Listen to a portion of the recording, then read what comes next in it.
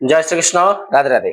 আশা করবো ভক্তরা মাতাজিরা আপনারা সবাই ভগবান শ্রীকৃষ্ণ এবং শ্রীমতী রাধারানীর কৃপায় সবাই ভালো আছেন। ভক্তরা মাতাজিরা, আজ ভগবান শ্রীকৃষ্ণের খুব সুন্দর একটা একাদশী। এটা শ্রাবণ মাসের শুক্লপক্ষিয়া ভবিষ্যতের পুরাণে যেটা বর্ণিত আছে পবিত্রা রূপণী একাদশী বা পুত্রদা একাদশী নামে খ্যাত।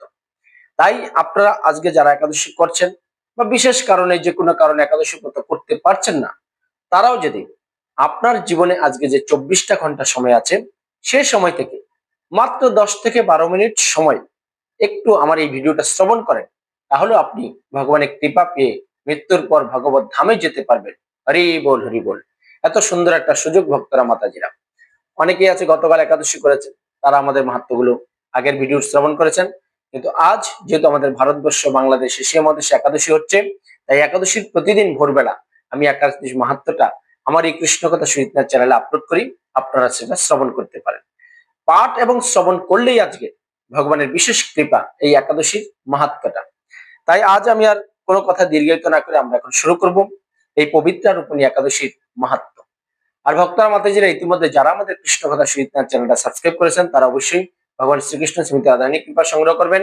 যারা নতুন ভক্ত ভিউয়ার্স মাতাজি আছেন সবার চরণে প্রণতি নিবেদন, আপনারা আমার এই চ্যানেলটা সাবস্ক্রাইব করে বেল আইকন অন করে অল করে রাখুন।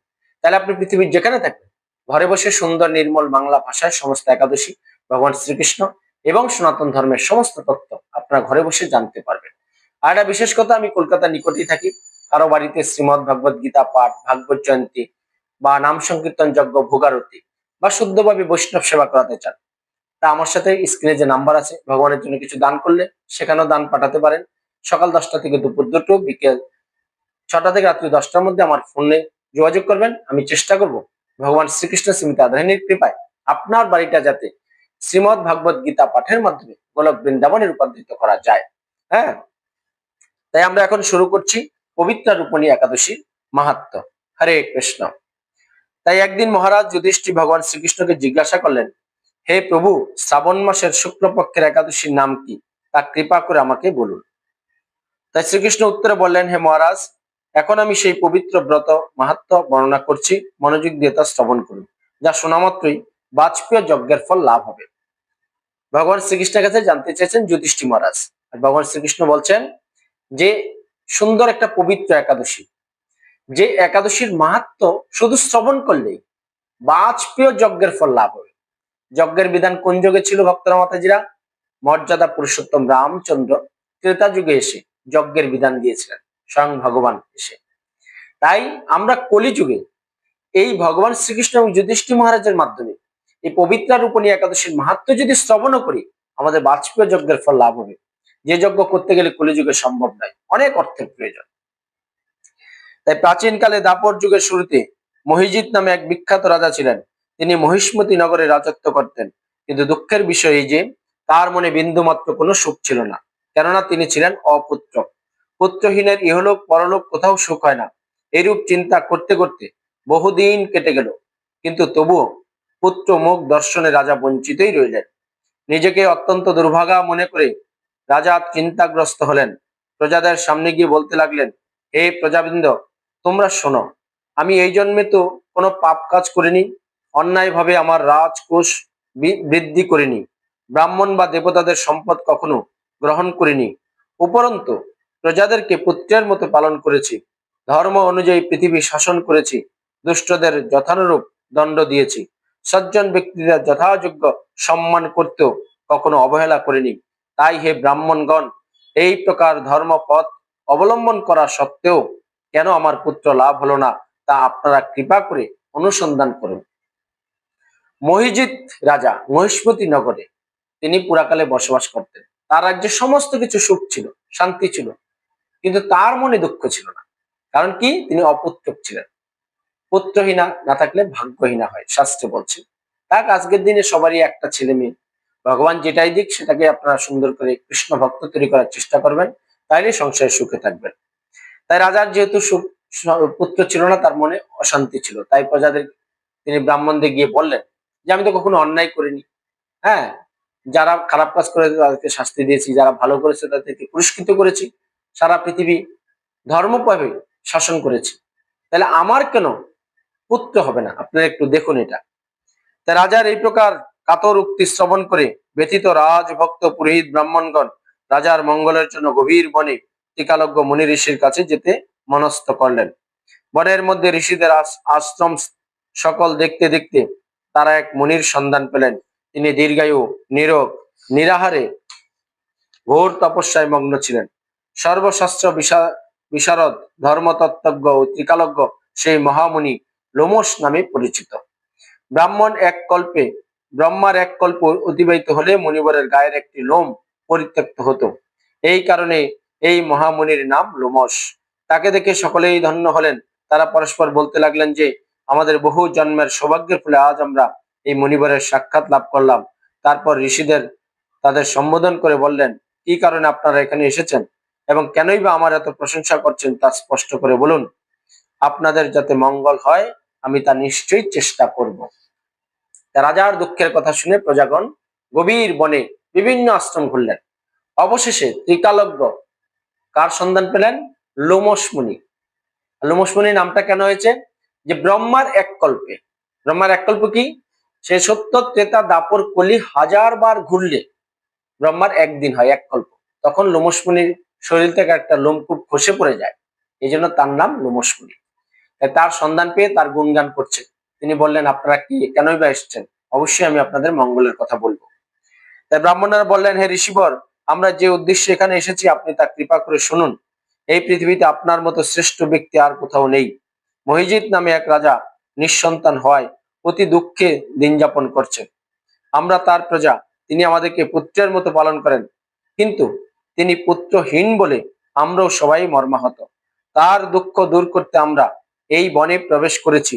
হে ব্রাহ্মণ শ্রেষ্ঠ, রাজা যাতে পুত্রের মুখ দর্শন করতে পারেন, কৃপা করে তার কোনো উপায় আমাদেরকে বলুন।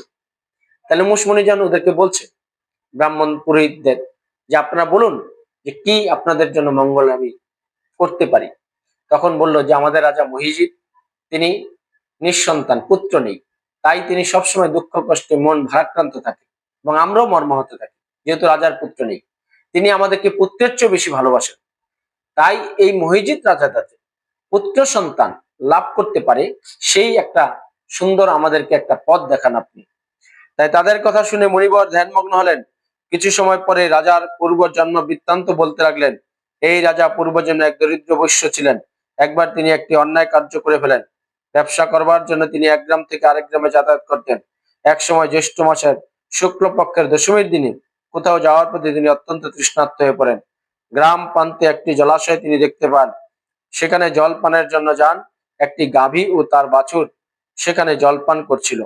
তাদেরকে তাড়িয়ে দিয়ে তিনি নিজেই জলপান করতে লাগলেন। এই পাপ কর্মের ফলে তিনি পুত্র সুখে বঞ্চিত হয়েছেন, কিন্তু পূর্বজন্মের কোন পূর্ণের ফলে এরকম নিষ্কণ্টক রাজ্য ভোগ করছেন। তাই ত্রিকালজ্ঞ, যেহেতু অতীত, বর্তমান, ভবিষ্যৎ যিনি জানেন, তিনি হলেন ত্রিকালজ্ঞ। তাই লোমশ মুনি ছিলেন সেটা। তাই তিনি ধ্যানে বসলেন, দেখলেন যে মহিজিৎ রাজা পূর্বজন্মে একজন বৈশ্য ছিলেন, ব্যবসায়ী। তিনি এই গ্রাম থেকে ওই গ্রামে ব্যবসার কাজে ঘোরাফেরার জন্য একসময় তৃষ্ণার্ত হয়ে যান। তাই জলাশয় দেখে সেখানে গাভী এবং বাছুর জল খাচ্ছিল, তাদেরকে তাড়িয়ে দিয়ে তিনি নিজে জল খেলেন। এটাই অপরাধ। আর এই অপরাধের ফলে তিনি এই জন্মে অপুত্র, কিন্তু কোন জন্মে ভালো কিছু করেছিল বলে তিনি নিষ্কণ্টক রাজ্য সুখ করছেন। দেখেন, আমরাও জানি না কোন জন্মে কি করতে পারি। তার প্রমাণ কি? একই বাবা মার ঘরে 2-3টা সন্তান জন্ম নিলে কেউ ডাক্তার, কেউ ব্যারিস্টার, কেউ বড়লোক হচ্ছে, আর কেউ সংসার চালাতে পারছে না। তাই আমরা যে জন্মে যে সুকৃতি আছে সেগুলো আমাদেরকে অবশ্যই মানতে হবে। তাই হে মুনিবর, শাস্ত্রে আছে যে পুণ্য দ্বারা পাপ ক্ষয় হয়। তাই আপনি এমন একটি পুণ্যব্রতের উপদেশ করুন যাতে তার প্রারম্ভ পাপ দূর হয় এবং আপনার অনুগ্রহে তিনি পুত্র সন্তান লাভ করতে পারেন। তাই লোমশ মুনি বললেন, শ্রাবণ মাসের শুক্লপক্ষের পবিত্র রূপণী একাদশী ব্রত অভিষ্ট ফল প্রদান করে। আপনার যথাবিধি তা সকলে পালন করুন। লোমশ মুনির উপদেশ শুনে আনন্দ চিত্তে গৃহে প্রত্যাবর্তন করে তারা রাজাকে সে সকল কথা জানালেন। তারপর সকলে মিলে মুনির নির্দেশে অনুসারে ব্রত পালন করলেন। তাদের সকলের পুণ্য ফল রাজাকে প্রদান করলেন। সেই পুণ্য প্রভাবে রাজ মহিষী গর্ভবতী হলেন। উপযুক্ত সময়ে বলিষ্ঠ সর্বাঙ্গ সুন্দর ও পুত্র সন্তানের জন্ম দান করলেন। হরি বল, হরি বল। লোমশ মুনির উপদেশ শুনে পুরোহিত ব্রাহ্মণরা মহিজিৎ রাজাকে সমস্ত কিছু খুলে বলেছে। তাই যখন যথাসময়ে এই শ্রাবণ মাসের শুক্লা পক্ষিয়া পবিত্র রূপণী পূর্ণ তিথি একাদশী ব্রত এসছে। রাজ্যের সবাই মিলে একাদশী ব্রত পালন করে রাজ্যের প্রজারা রাজাকে সেই ব্রতের ফল তারা উপহার দিলেন, তাদেরকে দান করলেন। তাই যথাসময়ে রাজমাতা মহিষী তিনি গর্ভবতী হয়ে সুন্দর একটা সর্বাঙ্গ সুন্দর বলিষ্ঠ পুত্র সন্তান জন্ম দিলেন। হরি বল হরি বল। তাহলে এর থেকে আমরা জানতে পারলাম যে পবিত্র রূপণী একাদশী নিষ্ঠার সাথে পালন করলে ভগবানের কাছে যদি প্রার্থনা করেন, যারা পুত্র সন্তান চান তারাও পুত্র সন্তান লাভ করতে পারবেন মহিজিৎ রাজার মতো। এটা কোনো বানানো গল্প নয়, শাস্ত্রীয় কথা, ভবিষ্যতের পুরাণে সুন্দর করে বর্ণিত আছে। তাই ভগবান শ্রীকৃষ্ণ এবার যুধিষ্ঠির মহারাজকে বলছেন যে ভবিষ্যতের পুরাণে এই মাহাত্ম্য বর্ণিত আছে, এই ব্রত মাহাত্ম্য যিনি পাঠ ও শ্রবণ করেন তিনি অত্যন্ত সমস্ত পাপ থেকে মুক্ত হবেন এবং পুত্র সুখ ভোগ করে অবশেষে দিব্য ধামে প্রাপ্ত হবেন। হরি বল হরি বল। আমি যে পাঠ করে শ্রবণ করালাম আপনাদের, আপনারা যে শ্রবণ করলেন, পাঠক এবং শ্রোতা আমরা উভয়ই যদি নিষ্ঠার সাথে আজকে এই পবিত্র রূপণী একাদশীর মাহাত্ম্যটা শ্রবণ করি বা পাঠ করে আমি কাউকে শোনাই, তাহলে আমাদের সমস্ত পাপ ক্ষয় হবে, যত কঠিন পাবো, এবং অবশেষে পুত্র সুখ ভোগ করে আমরা ভগবত ধামে যেতে পারবো মৃত্যুর পর। ভক্তরা মাতাজিরা হরি বল হরি বল। এত সুন্দর একটা একাদশীর মাহাত্ম্য। তাই আপনি যে নিজে শ্রবণ করলেন, কিন্তু আপনার পরিবেশ চারিপাশে বন্ধু বান্ধব আত্মীয় স্বজন অনেকে তো আছে, তারা কিন্তু জানেন এই ব্যাপারটা। তাই আপনি তাদেরকে স্মার্টফোন শেয়ার করে দিন আজকে ভিডিওটা, তাহলে আপনার মাধ্যমে যদি জানতে পারে যে পবিত্র রূপণী একাদশী এই মাহাত্ম্যটা যদি শ্রবণ বা পাঠ করে, তারাও সমস্ত পাপ থেকে মুক্ত হবে, মৃত্যুর পর ভগবত ধামে যেতে পারবে। পুত্র থাকলে পুত্র সুখ ভোগ করতে পারবেন সংসার জীবনে। এবং এখন জেনে নিন, পরের দিন যে পারণা করবেন, পারণা যে সংকীর্ণ টাইম 6টা 22-এর মধ্যে পারণা করতে হবে।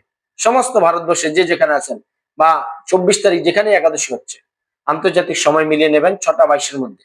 বাংলাদেশে 8 ঘন্টা বেশি, 6টা 52। হ্যাঁ, কিন্তু ভারতবর্ষে 6টা 22 ম্যাক্সিমাম। তাই এই মধ্যে পারণা অবশ্যই করবেন। পারণার সময়সূচি এখন জেনে নিন। সবাই ভালো থাকুন, সুস্থ থাকুন, চোখ রাখুন আমাদের এই কৃষ্ণ কথা সুজিত চ্যানেলে। পরিশেষ আমার সাথে বলুন জয় শ্রীকৃষ্ণ, রাধে রাধে। জয় শ্রীকৃষ্ণ, রাধে রাধে। একাদশীর সংকল্প মন্ত্র। একাদশাং নিরহং স্থিতা অহম অপরে হননি পুষ্কামি পুণ্ডরীকাক্ষ শরণং মে ভবাচ্যুত। হে পুণ্ডরীকাক্ষ, হে অর্চ্যুত, আমি একাদশীতে উপবাসপূর্বক পরদিন আহার করব, আপনি মোদিও শরণাস্থ হন। এটা একাদশীর সংকল্প মন্ত্র আপনার বলে একাদশী শুরু করবেন। একাদশীতে যা যা গ্রহণ করতে পারবেন ভক্তরা মাতাজিরা: আপেল, আঙুর, আম, কাঁঠাল, জাম, লিচু, আখ, আমড়া, নারকেল, কমলা, মৌসুমি লেবু, বাঙ্গি, নাশপাতি, লেবু, গোল আলু, মিষ্টি আলু, চাল কুমড়া, পেঁপে, ফুলকপি, দুধ, ঘি, সূর্যমুখী তেল, কাঁচা হলুদ, আদা, মরিচ, লবণ। এগুলো অনুকূল প্রসাদের সাথে মিশিয়ে ভগবানকে নিবেদন করে আপনারা একাদশী দিন অবশ্যই গ্রহণ করতে পারবেন। একাদশীতে নিষিদ্ধ পঞ্চ রবি শস্য, যেগুলো আপনারা বর্জন করবেন একাদশীর দিন: 1 নম্বরে ধান জাতীয়, চাল, মুড়ি, চিড়া, সুজি, পায়েস, খিচুড়ি প্রভৃতি। 2 নম্বরে গম জাতীয়, আটা, ময়দা, হরলিক্স, মিষ্টি, রুটি, বিস্কুট প্রভৃতি। 3 নম্বরে যব, ভুট্টা জাতীয়, ছাতু, খই, রুটি প্রভৃতি। মানে চাল, গম এবং যব, ভুট্টা জাতীয় যত উপাদান আছে একাদশীতে সমস্ত নিষিদ্ধ। একাদশীতে নিষিদ্ধ পঞ্চরবি শস্য 4 নম্বরে ডাল জাতীয়, মুগ, মাসকলাই, খেসারি, মসুর, ছোলা, বরবটি, সিম, মটরশুঁটি সমস্ত ডাল নিষিদ্ধ। তৈল জাতীয়, সরিষা তেল, সয়াবিন তেল প্রভৃতি নিষিদ্ধ। শাস্ত্রে সুন্দর করে লেখা আছে, সেমা চালও শাস্ত্রে নিষিদ্ধ। ভক্তরা মাতাজিরা, আপনারা একাদশী দিন এই সমস্ত উপাদান অবশ্যই গ্রহণ করবেন না। একাদশীতে নিষিদ্ধ কর্ম, যে কর্ম আপনারা একাদশী দিন একদম করবেন না: ক্ষৌরকর্ম, চুল, দাড়ি, নখ কাটা, রক্তপাত নিষিদ্ধ। পরনিন্দা, পরচর্চা, মিথ্যা ভাষণ, স্ত্রী সঙ্গ, ক্রোধ, শত্রুতা, পরদন, হরণ নিষেধ। শ্রাদ্ধ অনুষ্ঠানও নিষেধ। শাস্ত্রে সুন্দর করে লেখা আছে, একাদশীতে যদি কারো শ্রাদ্ধের অনুষ্ঠানে তিথি পড়ে আপনারা একদম শ্রাদ্ধ অনুষ্ঠান করবেন না। একাদশীর পারণা মন্ত্র, যে মন্ত্র বলে একাদশীর পরের দিন পারণা করতে হয়: অজ্ঞানাতিমিরাঞ্জস্য ব্রতেনান কেশব প্রসিদ সমুখনাথ জ্ঞানদৃষ্টি প্রদুভব। এই একাদশীর পারণ মন্ত্র বলে আপনারা অবশ্যই প্রত্যেকটা একাদশী নির্দিষ্ট সময়ে আপনারা ভক্তরা মাতাজিরা পালনা করবেন, তবে ভগবানের কৃপা আপনারা সঞ্চয় করতে। পবিত্রা রোপণী একাদশী পালনার সঠিক সময়সূচি ভক্তরা মাতাজিরা 25শে আগস্ট 2026, কলকাতা 5টা 16 থেকে 6টা 22 পর্যন্ত, বাংলাদেশ 5টা 46 থেকে 6টা 52 পর্যন্ত, ভুবনেশ্বর 5টা 29 থেকে 6টা 22 পর্যন্ত, পাটনা 5টা 26 থেকে 6টা 22 পর্যন্ত, কাঠমান্ডু 5টা 39 থেকে 6টা 17 পর্যন্ত, চেন্নাই 5টা 57 থেকে 6টা 22 পর্যন্ত পালনার সঠিক সময়সূচি। পবিত্রা রোপণী একাদশী পালনার সঠিক সময়সূচি 25শে আগস্ট 2026, নাগপুর 5টা 55 থেকে 6টা 22 পর্যন্ত, বৃন্দাবন 5টা 54 থেকে 6টা 22 পর্যন্ত, দিল্লি 5টা 55 থেকে 6টা 22 পর্যন্ত, হায়দ্রাবাদ 6টা 1 থেকে 6টা 22 পর্যন্ত, ত্রিবান্দ্রম 6টা 14 থেকে 6টা 22 পর্যন্ত, কলম্বো 6টা 4 থেকে 6টা 22 পর্যন্ত। পালনার সময়সূচি খুব সংকীর্ণ এই পবিত্রা রোপণী একাদশীর। পবিত্রা রোপণী একাদশী পালনার সময়সূচি আরও যে সকল স্থানে: 25শে আগস্ট 2026, বেঙ্গালুর 6টা 8 থেকে 6টা 22 পর্যন্ত, আহমেদাবাদ 6টা 19 থেকে 6টা 22 পর্যন্ত, উধমপুর 5টা 59 থেকে 6টা 22 পর্যন্ত, মায়াপুর 5টা 15 থেকে 6টা 22 পর্যন্ত, ইম্ফল 4টে 52 থেকে 6টা 22 পর্যন্ত, গুয়াহাটি 4টে 59 থেকে 6টা 22 পর্যন্ত। তাই ভক্তরা মাতাজিরা, যেহেতু পবিত্রা রোপণী একাদশী এটা মহা বেঞ্জলি দ্বাদশা সংযুক্ত হয়েছে, তাই দ্বাদশীতেই একাদশী পালনা করতে হবে। তাই এই জন্য পালনার সময়সূচি খুব সংকীর্ণ। আপনারা পৃথিবীর যে যেখানে আছেন, এটা ভারতবর্ষের সময়সূচি, আপনারা আন্তর্জাতিক সময়ের সাথে মিলিয়ে অবশ্যই 6টা 22-এর মধ্যে পালনা করবেন। পালনা যদি আপনারা সঠিকভাবে সঠিক সময়ে সঠিক তিথিতে না করেন, তাহলে একাদশীর ফল 100% আপনারা সঞ্চয় করতে পারবেন না। তাই পৃথিবীর সবাই ভালো থাকুন, সুস্থ থাকুন। হরে কৃষ্ণ।